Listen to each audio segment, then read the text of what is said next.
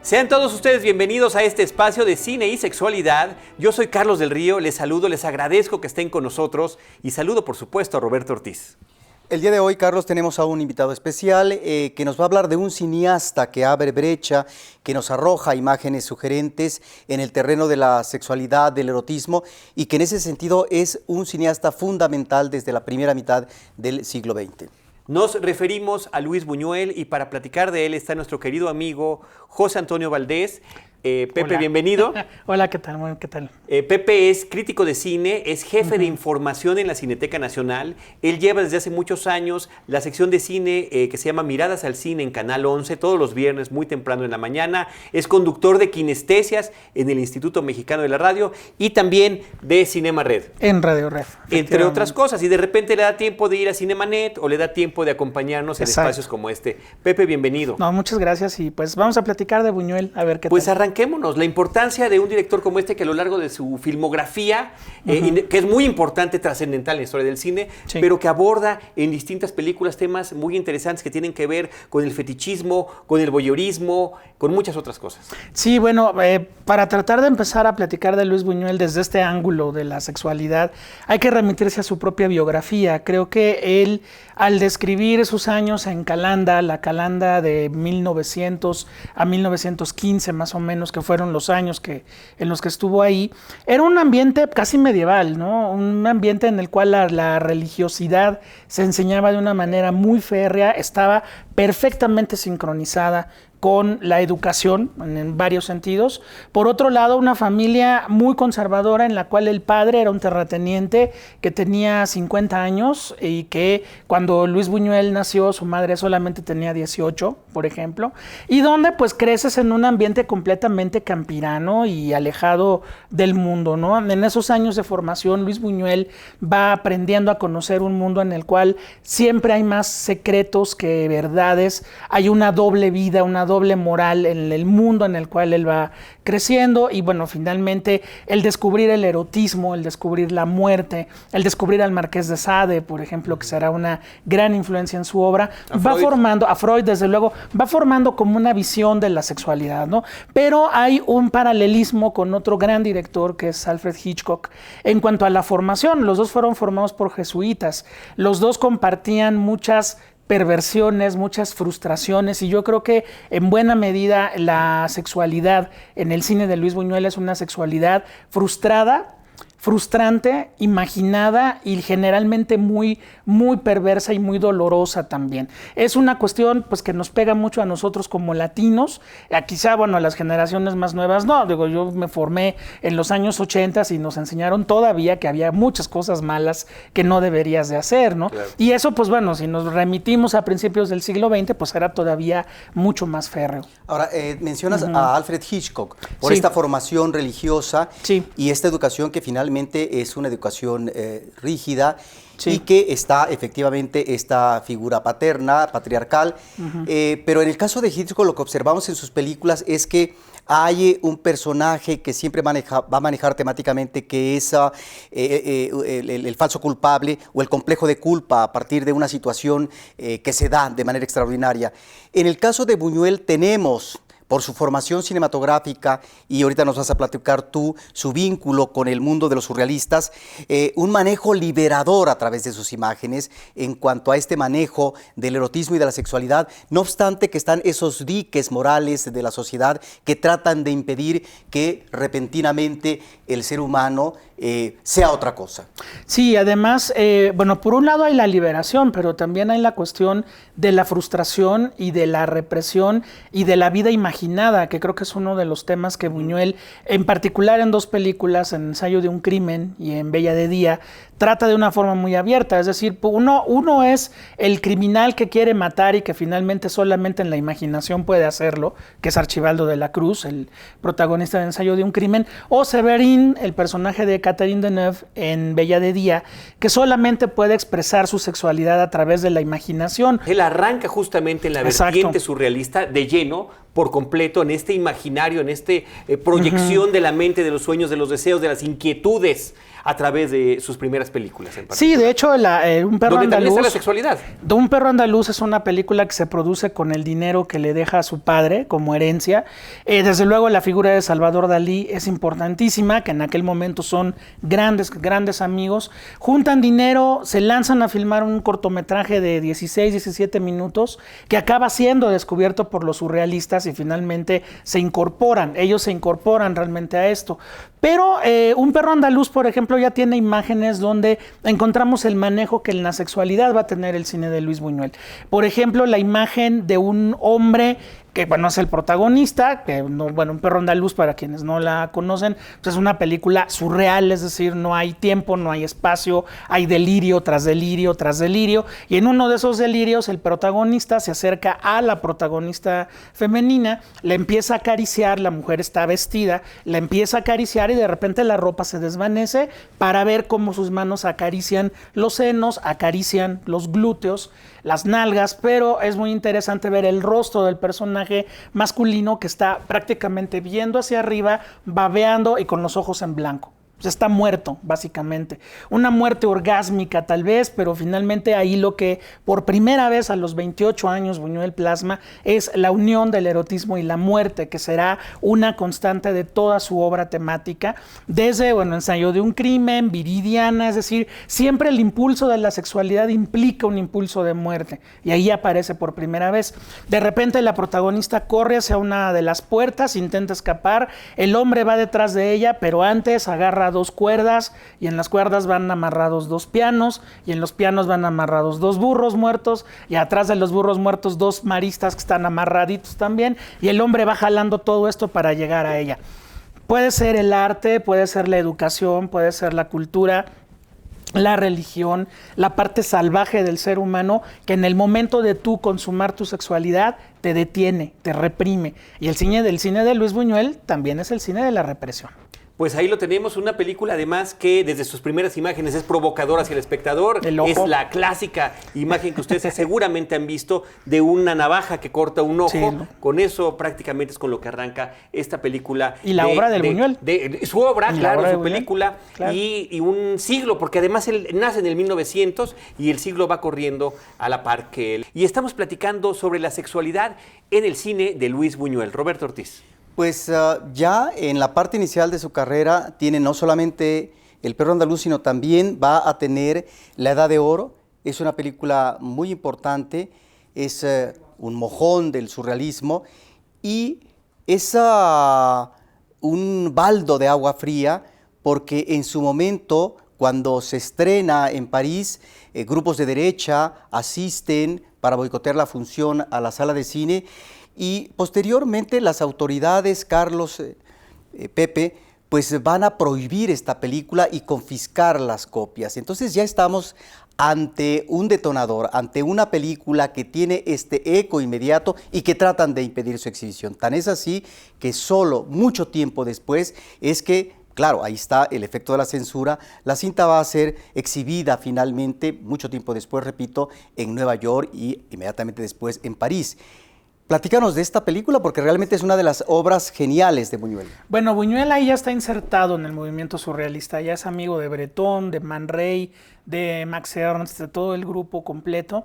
Todavía colabora en el guión Salvador Dalí, aunque ya el pleito está abiertamente, bueno, ya está abierto el pleito entre ambos por culpa de Gala, sobre todo.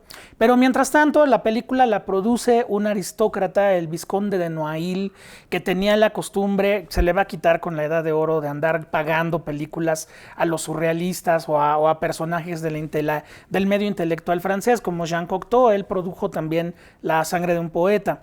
Entonces, La edad de oro era la primera película sonora que Luis Buñuel iba a realizar, una película, al igual que Un perro andaluz, inspirada en sueños, en delirios, en viñetas fantásticas, la mayoría de ellas, que bueno, tienen ya ahora sí la afrenta, la línea de molestar a la burguesía, de atacar a las buenas costumbres y sobre todo de empezar este proceso de liberación a través del cual el cine de Luis Buñuel va a abordar el tema de la sexualidad. Hay escenas que aún a 85 años de realizada la película pueden seguir siendo muy chocantes para un público poco advertido de que va a haber algo tan subversivo para 1930. Hay una imagen en la cual, por ejemplo, Lia Lis, la protagonista, de repente queda lejos de su hombre y lo único que tiene en la mano es una estatua y le empieza a succionar el pie, pues como si le hiciera sexo oral, básicamente, ¿no? De hecho, hay un plano de ella succionando el dedo gordo de la estatua y la estatua sonriendo muy feliz, que bueno, desde luego es una muy, muy buena referencia del maestro Buñuel. Sin embargo, perdón que te interrumpa, pero también podría ser el inicio de este fetiche con los pies. Un tema que sería recurrente a lo largo de numerosas películas y donde esta sexualidad se aborda desde ese punto de vista, ¿no? El fetichismo en los pies y en las piernas, que ya hablaremos después más adelante, pero en el caso de la Edad de Oro, yo creo que la secuencia culminante de la Edad de Oro fue la que realmente provocó ese virulento ataque por parte de estos grupos de extrema derecha y también la razón por la cual durante 32 años la película nunca volvió a verse. La escena final es una recuperación del Marqués de Sade, de los 120 días de Sodoma y Gomorra, y vemos una orgía protagonizada por unos viejos aristócratas decadentes con un grupo de jovencitas donde el principal instigador de la orgía pues es un personaje que se parece demasiado a Jesucristo, ¿no? Entonces, de hecho, el actor que interpreta al personaje era un actor que la hacía de Cristo en representaciones reales ahí en París, se quedó sin chamba después de hacer lo que hace en la película. Se le acabaron sus Semanas Santas. Se le acabó la Semana Santa y bueno, la escena final es una cruz, no importa que les digamos porque la Edad de Oro no tiene ningún argumento, pero es una cruz con las cabelleras de estas jóvenes virginales amarradas como si fueran trofeos, ¿no? Para abordar la burguesía, para abordar una clase, se necesita conocerla, claro, o tal vez ser parte de. Es lo que pasaba con las descripciones magníficas que hace un Claude Chabrol en sus películas, porque era un burgués consumado y conocía perfectamente una clase de provincia. Pero a la cual podría criticar, ironizar, etcétera, a través de sus magníficas historias. Y bueno, en el caso de esta burguesía que tú mencionas, en su etapa francesa vamos a ver cómo queda perfectamente representada en películas como Bella de Día o como El discreto encanto de la burguesía. Ahora bien, después de esta primera etapa surrealista, hay todo un periodo en donde Luis Buñuel no hace cine y comienza ya después en la industria de cine mexicano, arranca con una película no tan afortunada que era actuada por esta actriz Libertad Lamarque y el cantante charro mexicano por excelencia Jorge Negrete, pero su obra cinematográfica mexicana tiene un punto nodal en Los Olvidados. Pero ¿qué pasa con este Buñuel en estos años en donde él no hace cine, aunque tenga contacto con el cine? Bueno, pasan muchas cosas. En primera, él tiene una muy frustrante aventura en Hollywood que no llega a nada, porque bueno, un carácter como el de Buñuel poco tenía que hacer con la Metro-Goldwyn-Mayer o David O. Selznick, ¿no? Por otro lado, viene un regreso a la España republicana, donde filma Las Urdes, este pequeño documental Tierra sin Pan, sobre esta región hiper atrasada en el panorama español en aquel momento. Luego viene su etapa como productor en la empresa Filmófono, donde hace películas taquilleras importantes nada más. Viene la Guerra Civil, desde luego, bueno, Buñuel es partidario de la causa republicana, viene el exilio, viene Estados Unidos, viene encontrar trabajo para mantener a su familia en el Museo de Arte Moderno de Nueva York como curador de la sección de cine. Después vendrá la autobiografía de Salvador Dalí, donde lo pone como comunista, come niños y mala persona, el despido de Buñuel por ese mismo motivo del MoMA, y finalmente la invitación del productor argentino Oscar Danzigers, que ya tenía un buen rato trabajando aquí en México, para incorporarse a la industria mexicana de cine. Los Olvidados, efectivamente, es una película que nos remite a una realidad mexicana que ni los mismos cineastas, no es que la sociedad no estuviera preparada, pero la misma intelectualidad mexicana rechaza porque se siente ofendida. ¿Cómo es posible que un gachupín nos venga a decir que esto es la realidad? Y la realidad es esa, es la pobreza en la periferia de la Ciudad de México, son los niños que se van van a volver jóvenes y que van a ingresar a la delincuencia ante una situación también de desprotección, de familias disfuncionales, de pobreza, etcétera.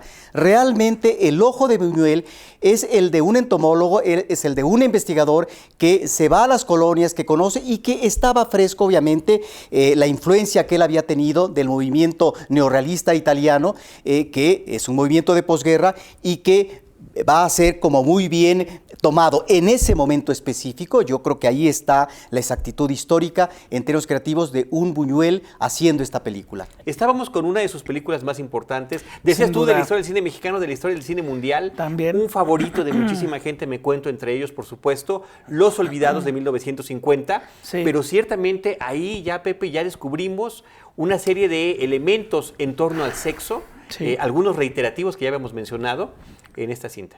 Sí, mira, hay desde la sexualidad, perdón, que emana de la inocencia. Hay un personaje que lo interpreta Almadelia Fuentes, una actriz jovencita que debe haber tenido 11 o 12 años en la película, que en una secuencia instigada por un amiguito, bueno, un niño de provincia que quedó abandonado ahí en el mercado cercano, que es el Ojitos, le dice, mira, pues si te quieres poner la piel suave, pues úntate leche de burra. Entonces, en una escena que la niña está solita, pues de repente se levanta su faldita y se echa la leche de burra en las piernas y se las talla. Y bueno, pues Nabokov sonreiría realmente muy fuerte con esa secuencia en la cual, pues bueno, Luis Buñuel logra sacar esa inocencia sensual del personaje de Mechita, ¿no?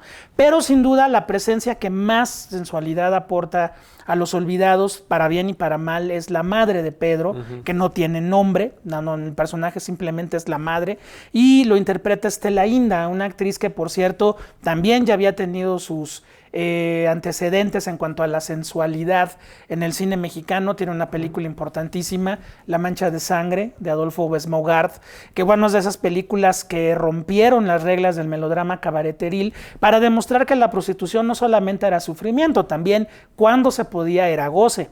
Pero en fin, Estela Inda interpreta a la madre de Pedro, y Pedro, que es el protagonista, que es Ponchito Mejía, Alfonso Mejía, que es un niño que lo que quiere es afecto y nunca lo encuentra por parte de la madre, pues de repente en una de las secuencias más importantes, que es el famoso sueño donde Pedro ve a su madre caminando sobre las camas, la madre le ofrece la carne que le ha negado durante buena parte de la película, el alimento, el afecto, pero lo hace con un trozo de carne literalmente cruda colgándole de las manos, y de abajo de la cama sale ese gran personaje que es el Jaibo, a jalarle el cariño de su madre, a arrebatarle esa carne que le está ofreciendo la madre, porque la madre de Los Olvidados también ofrece carne, en una secuencia que de verdad es sumamente inquietante por la forma como Luis Buñuel dirigió a sus actores.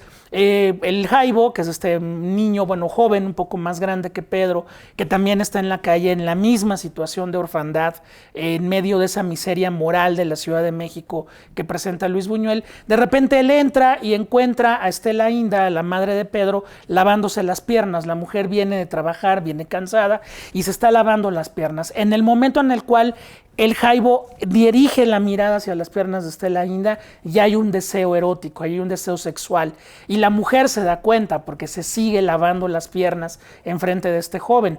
Más adelante, en una secuencia que también ya es un poquito más adelante en la película, ya los niños, los hermanitos chicos de Pedro, llegan unos perritos bailarines ahí a la calle, los niños se salen, quedan solos la madre y el Jaibo, y simple y sencillamente el Jaibo cierra la puerta y entendemos qué pasa, ¿no? Más adelante vendrá un reclamo de Pedro hacia el Jaibo donde le dice, no te metas con mi madre, y le dice el Jaibo, ¿todavía más? Es decir, en 1950 Luis Buñuel demostraba que estos niños de la calle, a los cuales el cine mexicano había victimizado y había convertido en personajes de melodrama, de repente no solamente tenían sensualidad o sexualidad, sino que también se podían defender al grado del asesinato, o podían tener estos impulsos sexuales que están desde Meche, Jaibo o Pedrito, ¿no? Creo que por eso es una película que sigue siendo tan sorprendente, y bueno, de verdad creo que el cine mexicano nunca ha llegado a esos niveles de nuevo. Una película que rompe con los esquemas melodramáticos de la época, claro, y por lo tanto se vuelve reveladora. Esta madre que tú mencionas es una madre que cuando al niño ya lo llevan a una correccional, le dicen, pues ¿qué usted no quiere a su hijo? Dice, ¿por qué habría de quererlo si yo no conocía a su padre? Es decir, estamos ante una realidad. Era una chamaca y no pude defenderme. Era una chamaca y no pude defenderme. Exacto. Por lo tanto está hablando de una posible, de una violación. Ahora bien, en el ámbito de la seducción, más adelante o inmediatamente, Buñuel hace dos películas que son sumamente disfrutables. Una que es Susana, Carne o Demonio, y que tiene que ver con esta seducción de un personaje externo que va a desequilibrar la comodidad de la familia tradicional que siempre va a manejar de manera correcta el cine mexicano. Y la otra es Subida al cielo, que es una película festiva, refrescante, y que está ni más ni menos una actriz mexicana que tenía unas piernas extraordinarias y que Lilia Prado va a tratar de seducir a un chico que además ya está enganchado con la novia. Y por otro lado, en Ensayo de un crimen, pues tenemos un personaje que a través de la imaginación es un asesino perfecto. Sin embargo, hay un montón de relaciones, sobre todo en el caso de Archibaldo de la Cruz. Es un solitario, es un tipo que no puede vivir la sexualidad porque tiene mucho miedo a salir del cascarón. Él sigue siendo el niñito que manejaba ¿cómo se llama? La cajita de música cuando murió su nana,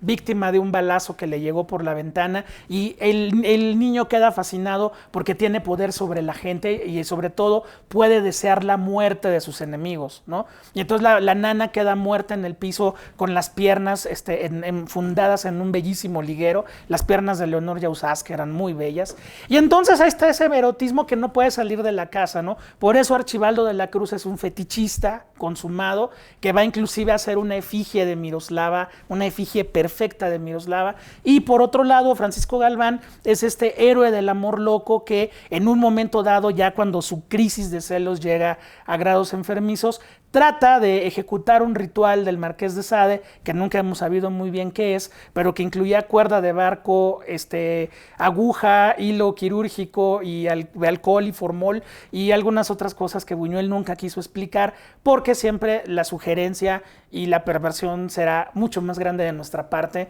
que cualquier cosa que se explique. Ahora que mencionas estos dos personajes, sí. En el caso de él, es una película que se valoró años después, la importancia que tenía y que no sé si corre en paralelo con toda una serie de películas que tratan de abordar a partir del psicoanálisis o manejar los elementos traumáticos, patológicos de los seres humanos, y que aquí Buñuel, al igual que otras cinematografías, ya está abordando de una manera certera, profunda, pues el caso de la celotipia, el caso de la obsesión de un hombre por una mujer que va a ser su esposa, pero que los celos lo van a consumir hasta el grado de llegar a la locura.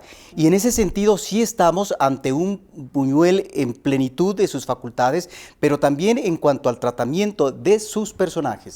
Sí, hay películas, Pepe, que son diferentes en cuanto a los personajes, pero que también nos ofrecen imágenes que tienen que ver con el erotismo y con la sexualidad, como podría ser en un primer momento Nazarín, como podría ser también La joven, y sobre todo esa obra cumbre de Luis Buñuel que se va a llamar Viridiana. Sí, mira, en el caso de Nazarín estamos en uno de los mundos favoritos de Luis Buñuel, que es el de Benito Pérez Galdós, que fue sin duda su escritor favorito, pero curiosamente las dos novelas que adapta para su filmografía son de las novelas menos afortunadas de Galdós. Una es Nazarín, la otra es Tristana, también podríamos hablar de una vez de Tristana, porque esos mundos a los cuales él se remitía a Luis Buñuel y siempre con la colaboración de Julio Alejandro para estos mundos hispánicos, estos mundos españoles, pues bueno, nos hablan en primera de un proceso de adaptación extraordinario, porque la novela Nazarín, ambientada en la España del finales del 800, está llevada al México porfiriano por Luis Buñuel, la historia de un cura quijotesco que intenta vivir según los preceptos del catolicismo primitivo, o sea, vivir sobre todo en cuanto a la caridad y el amor al prójimo. No se da cuenta que cada vez que él está promoviendo estas ideas causa catástrofes a su alrededor, y una de las principales catástrofes que causa es en el corazón de una mujer que está entendiendo el amor como una perversión en el sentido de que el amor tiene que significar dolor. El personaje es el personaje de Beatriz, que interpreta Marga López, que lleva una relación realmente sadomasoquista con el Pinto, un caballerango interpretado por Noé Murayama. Y bueno, la relación entre ambos es realmente una relación sadomasoquista, ¿no? Él la tortura, ella acepta, si ella no siente que ella la está torturando, entonces ya no la quiere y entonces sufre mucho. Y hay una escena de estas alucinaciones buñuelianas donde hay un beso entre ambos y el beso termina con una severa mordida por parte de ella, los labios de él que terminan sangrantes, ¿no? Es una mujer que tiene convulsiones, pero son convulsiones que dicen que le dan ataques de loca, es lo que dicen en la película, pero no, son convulsiones de sexualidad reprimida, ¿no? Que creo que es ese gran tema de Luis Buñuel. Luis Buñuel, según lo que hemos podido leer en sus biografías, según la biografía interesantísima que hizo con apoyo de Marisol Martín del Campo Jean Rucard, la esposa de Luis Buñuel, era un personaje que, por ejemplo, no podía hacer el amor si no tapiaba todas las ventanas y no se sentía completamente seguro de hacer lo que hacía. También era una vida casi monacal la que llevaba en su casa de ahí de Félix Cuevas, que ahora se puede conocer como museo, ¿no? La Casa Buñuel.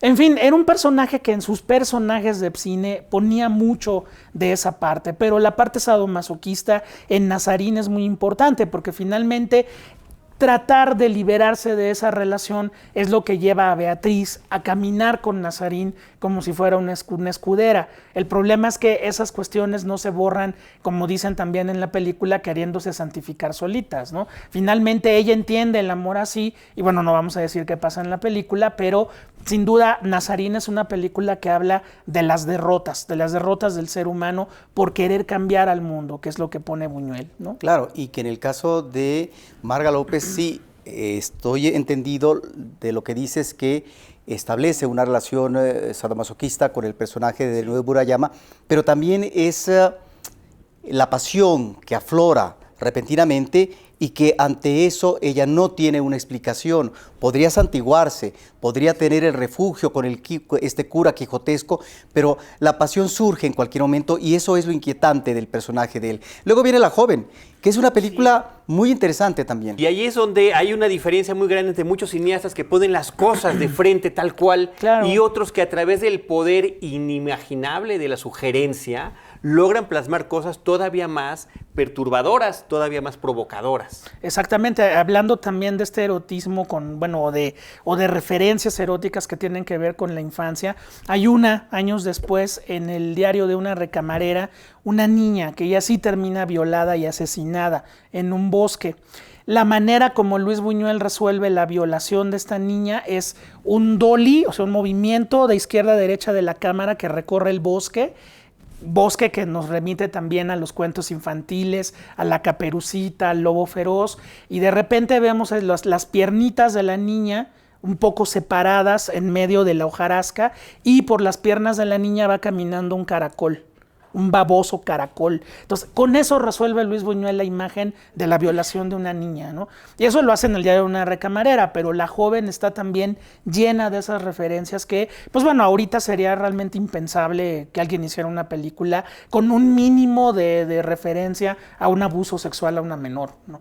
Ahora, una película que es central en la carrera de Luis Buñuel y que además va a causar polémica es Viridiana. Exacto. Viridiana, que es una película que nace de un sueño erótico de Luis Buñuel. La reina Victoria Eugenia de España, en los años en que Luis Buñuel tendría 12 o 13 años, era una reina de ascendencia inglesa, rubia. Eso lo hacía a ojos de Buñuel muy interesante porque Buñuel era un muchacho de campo, digo señorito, pero finalmente de campo, de pueblo, ¿no? Entonces la cuestión de las clases sociales lo excitaba mucho. Entonces él tenía el sueño erótico de que un día iba a llegar al Palacio de Gobierno, los reyes duermen cada quien por su lado, y entonces él iba a narcotizar a la reina Victoria Eugenia y en la noche iba a meterse por una ventana y la iba a hacer suya. Ese era su sueño de niño provinciano de 13 años. Bueno, pues de ahí partió Viridiana cuando Buñuel tiene 60 años, cuando de repente aparece un productor que no es productor, pero es esposo de una de las actrices más importantes de México, Silvia Pinal, él, Gustavo Alatriste, y le dice, ¿cuánto gana por película? Pues tanto, yo le pago el doble, nada más que Silvia salga como la protagónica. Y así se armó Viridiana, y Buñuel pidió regresar a España, la España de Franco todavía, donde él nada más había llegado a la frontera a saludar a su madre y a sus hermanas durante muchísimos años, y finalmente se arma una película en la cual está todo ese mundo de Luis Buñuel y ese mundo, Pepe, vamos a platicarlo con detalle, porque creo que vale mucho la pena. Ya nos contaste cómo es que llega Silvia Pinal a convertirse en la diva de esta película, en la actriz principal, y qué sucede con Viridiana. Pues qué sucede, que Viridiana son dos películas en una. Es la historia, primero, de un viejo enamorado de una mujer que se le fue en la noche de bodas, sin consumar el matrimonio, que es don Jaime, un hacendado español, dueño de una finca muy similar a la cual Buñuel nació y en la cual creció durante sus años de infancia y de adolescencia. Un hombre que ha mantenido los campos completamente sin cultivar. No hay luz en esa casa, no hay luz eléctrica, todo está en penumbras, es como el Manderley de Rebeca, de Alfred Hitchcock. Pero también hay un comentario ahí de refilón al franquismo. Digo, finalmente Buñuel sabía muy bien de qué hablaba. De una España que seguía medieval en muchos sentidos. Y filmada en España. Y filmada en España, y aún en los años 60. Él es tío de Viridiana, una novicia que es invitada a pasar unos días con él en su finca. Y pues bueno, el tío no oculta en ningún momento que siente una atracción hacia su sobrina, en buena medida porque se parece muchísimo a la mujer que se le murió en la noche de bodas. Entonces, en un acto de necrofilia digno de Alfred Hitchcock, en Vértigo, literalmente el tío convierte a Viridiana en la mujer que se le murió. Desde luego Viridiana no quiere aceptar ningún avance erótico, por lo tanto tendrá que ser narcotizada, como ocurría con la reina Victoria Eugenia en su fantasía erótica adolescente, pero en el momento en el cual el tío va a consumar este acto erótico, hay una toma de verdad impresionante desde la cabecera de la cama, cuando Fernando Rey le abre el corset a Viridiana y salen los senos turgentes de Silvia Pinal. Impresionante. El tío se reprime y se detiene, ¿sí? Eso es la sexualidad de Luis Buñuel, el consumar, el hacer todo un ritual erótico alrededor, en este caso de la recreación, de la representación de una mujer que está muerta, y en el momento en el que la vas a tomar, reprimirte. Porque la mirada de Fernando Rey es impresionante, porque no sabemos qué hay detrás de ello. Ahora, también esta película, hay que decirlo, provoca la furia del ámbito conservador.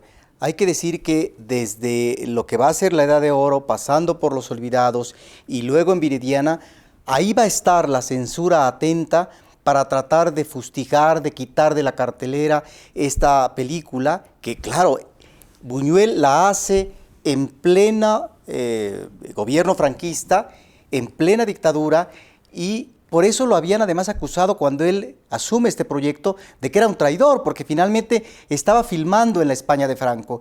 Y se revierte la situación porque lo que hace es, oh sorpresa, una película que nos muestra todo esto que tú dices y que también tiene esta mirada que de alguna forma es crítica hacia ese cuadro de costumbres, hacia una sociedad cerrada que es muy propia del franquismo y causa obviamente la cólera del gobierno y la prohibición inmediata.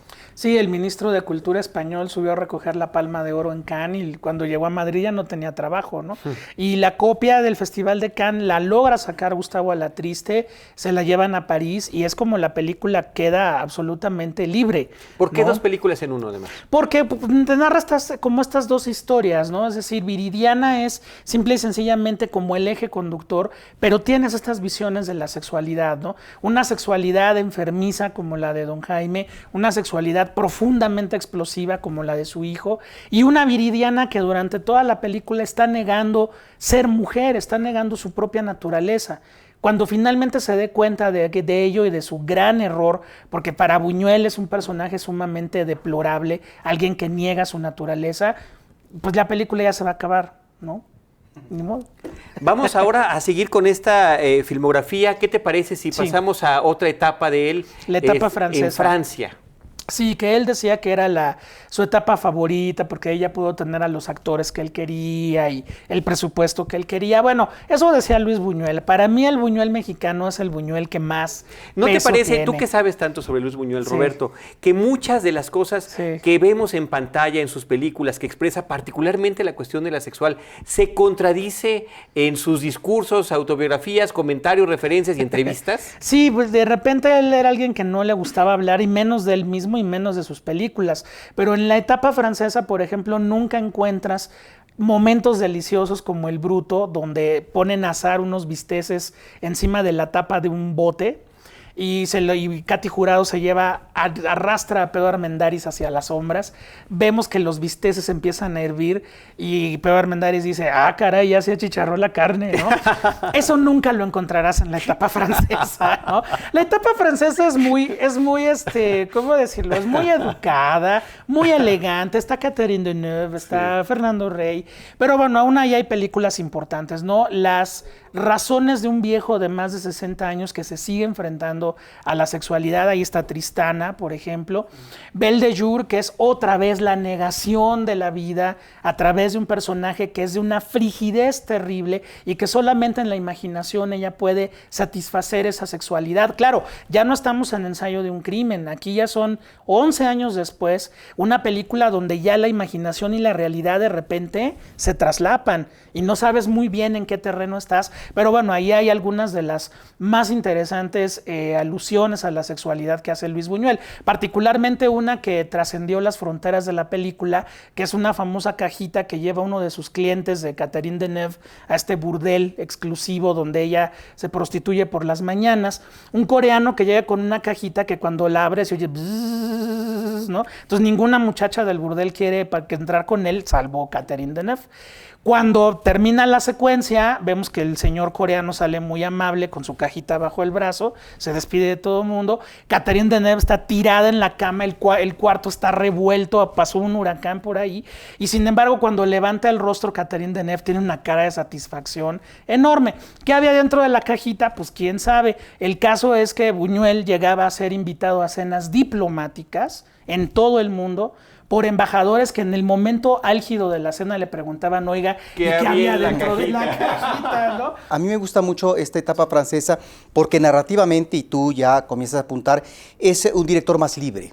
Es un director que ya no está sujeto a un cartabón en cuanto a historia, no está sujeto a que se le tienen que imponer tales o cuales actores. Platiquemos de una última película, la última de la filmografía de Buñuel. Sí, ese oscuro objeto del deseo que bueno, Buñuel en esta etapa francesa se dio el chance de hacerle películas a sus obsesiones. Tiene una película sobre la religión, que es La Vía Láctea, que pese a que él fue ateo desde los 13 años, tenía un profundo conocimiento de la religión católica y en La Vía Láctea está perfectamente expuesto, pero en el caso de la sexualidad tenía que terminar su carrera con algo referente a ello y bueno, para ello elige la historia de un hidalgo español, Fernando Rey, desde luego, obsesionado con una mujer que tiene dos personalidades paralelas, que son, por un lado, la mujer se llama Conchita, pero la interpretan al mismo tiempo Ángela Molina y Carol Bouquet, que son dos mujeres profundamente opuestas físicamente. Una es francesa, la otra es española. Gran decisión. Una morena, la otra rubia. Originalmente el papel lo iba a hacer Maria Schneider, la actriz del Último Tango en París. Sin embargo, su alcoholismo y drogadicción sacaron de quicio a Luis Buñuel, quien decidió finalmente a las dos actrices. ¿Por qué? Porque estaban las dos y estaban guapísimas y finalmente no importaba. Y bueno, entonces este hidalgo español durante los 95 minutos que dura la película perseguirá la virginidad de la tal Conchita, que lo tiene agarrado, más bien amarrado como con cuerda de barco, prometiéndole su sexualidad por primera vez. Y claro, la película es todo un recorrido por el machismo español, por el machismo latino, por la visión de la obsesión de un personaje por la sensualidad de una mujer. En este caso, si hablábamos que en Un perro andaluz la película iniciaba con un ojo que era abierto por una navaja, la última escena de Ese oscuro objeto del deseo es una mujer que está cosiendo una ropa desgarrada. Sí que hay muchas referencias al himen, hay muchas referencias a la virginidad perdida, pero también abres una filmografía abriendo y la cierras con alguien cerrando. Eso es algo muy interesante. Y ¿Sabía que era la última? Sabía que era la última. Ya estaba muy enfermo, estaba ya casi ciego. Por otro lado, nunca lo hizo en toda su vida y en el rodaje de ese oscuro objeto del deseo se le declaró a Ángela Molina y Ángela Molina le dijo que no. Pues él decía, yo no soy ni pornógrafo ni perverso, Sí. eso por lo que se refiere a su vida, pero en el cine fue otra cosa. Sí, Afortunadamente, esa es la dualidad que todo ser humano tiene y en este caso un creador como Buñuel, que era en su vida, como tú lo mencionaste en un principio, un conservador, que manejó una relación machista con su esposa, etcétera. Ahora, me llama la atención en este recorrido que has hecho, Sí. centrándonos en las películas que abordan el erotismo y la sexualidad, cómo también es el reconocimiento internacional o nacional el que va a permitir que Buñuel pueda también continuar su carrera, porque no es tan fácil en un cineasta que está provocando sus imágenes, si no es que tenga la intención de incendiar, ¿verdad?, los cines, sino simple y sencillamente de dar una alternativa y que eso irrita a las buenas conciencias. Claro. Si uno observa, digamos, esta parte surrealista, pero también en el caso de Viridiana, un premio que logra que la película se salve y que él continúe filmando, o que en el caso de Los Olvidados, que como tú habías dicho, qué bueno que se nacionaliza, porque si no, el hombre después de esa película lo hubieran quemado, sí, o lo corrían del país, tal como estaban las cosas. Es un cine de ideas, pero no es, como él reiteraba, no es un cine de tesis, no. Es decir, no es un cine que lo que está proponiendo es como si fuera la neta, como si fuera finalmente el planteamiento final que hay que hacer a propósito de este tema. Ahí es donde estas ideas finalmente surgen en libertad por parte del creador y por eso se vuelve inquietante a través de estas imágenes extraordinarias por parte de él y en donde tal vez efectivamente lo que hay que decir es que no era él un gran cineasta a la manera que lo fue Hitchcock. Es decir, no fue el director que la forma buscaba una situación rebuscada, etcétera, tan elaborada como sí lo fue Buñuel, porque fue un especialista en la técnica, pero que sin embargo su narración sencilla a lo que iba era a esas imágenes que estaban perfectamente sostenidas por lo que tú dices. Y con esta vasta filmografía, Pepe, sí llama la atención que al final de cuentas la película más identificable, más reconocida globalmente sea Los Olvidados y que no pertenezca al mundo burgués que tú nos mencionaste conocía de primera mano y donde era tan bueno para lograr esa provocación hacia la sociedad, ¿no? Si bien se trataba de una miseria, además de un país al que él tenía unos cuantos años de haber llegado, me parece que, como dijimos hace rato, la película tiene su vigencia en todos los sentidos, en la cuestión social, sociológica, sexual, en todo forma en la que se mezcla nuestra sociedad, ¿no? Y creo que también yo pondría Viridiana, porque Viridiana es Luis Buñuel. Ahí está el mundo de Buñuel, ahí está España, ahí está el esperpento, ahí está su cultura hispánica, porque por más mexicano que se quiso volver o se quiso asimilar, ese ciego de Los Olvidados venía desde el Lazarillo de Tormes, como lo escribe Octavio Paz, ¿no? Buñuel nunca dejó de ser español, su visión del mundo, de la sexualidad, de la mujer, de la religión, no dejó de ser española, no dejó de ser subversiva, no dejó de ser esperpéntica, no dejó de ser blasfema, como bien es la blasfemia española. Finalmente él nunca pudo negar esa parte. Qué bueno que no la negó hasta el final de sus días, porque tuvo una gran congruencia. Tus últimas palabras sobre Buñuel para nuestro público. Bueno, pues que vean las películas, las 32 se pueden conseguir afortunadamente y que las disfruten y sobre todo se encuentran a ellos mismos, porque creo que ese espejo que logró trenzar Luis Buñuel sigue siendo muy interesante. Todo nuestro aprecio, todo nuestro agradecimiento a estimado José Antonio Valdés, Pepe, crítico de cine. Él está en Miradas al Cine en 11 TV todos los viernes en la mañana, muy temprano. Es jefe de información en la Cineteca Nacional, conductor de Kinestesias en el Instituto Mexicano de la Radio y también en Cinema Red el mismo sábado también. Muchas gracias, Pepe. Muchas gracias a ustedes. Un gusto tenerlo. Y gracias a todos ustedes. Gracias por estar con nosotros en este espacio de cine y sexualidad.